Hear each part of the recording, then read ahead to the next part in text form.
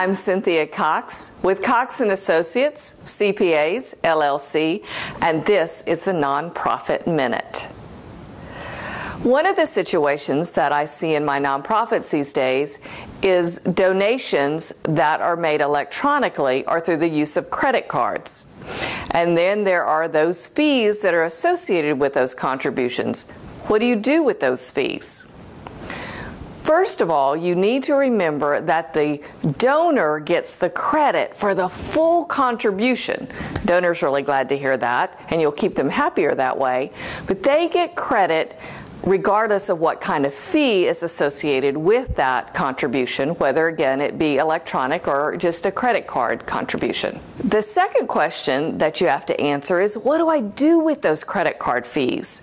I've got this fee. It can be up to 3% of the contribution, and in some cases, I have one nonprofit that was quite considerable because they were getting large donations.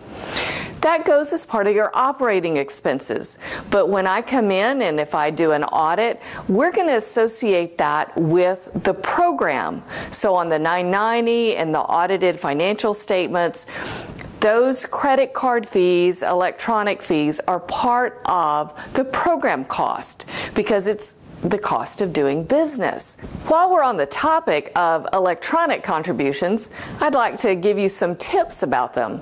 First, as we were talking about the bank charges a while ago, I recommend that you track those separately. You want to know what that cost of doing business is. Doesn't mean you'll change it, but you just want that information. Also, electronic contributions help your internal controls. The money never hits your physical location, so you don't need two counters. You go into the software and you deal with the contributions electronically. They're in the bank. You don't need security when you are actually physically taking the deposit to the bank. So those are two advantages. And finally, if you watch our video blog on cash reserves, we discuss the time that you have problems with your contributions and need cash reserves. Hurricane Ike, the snowstorms in the north.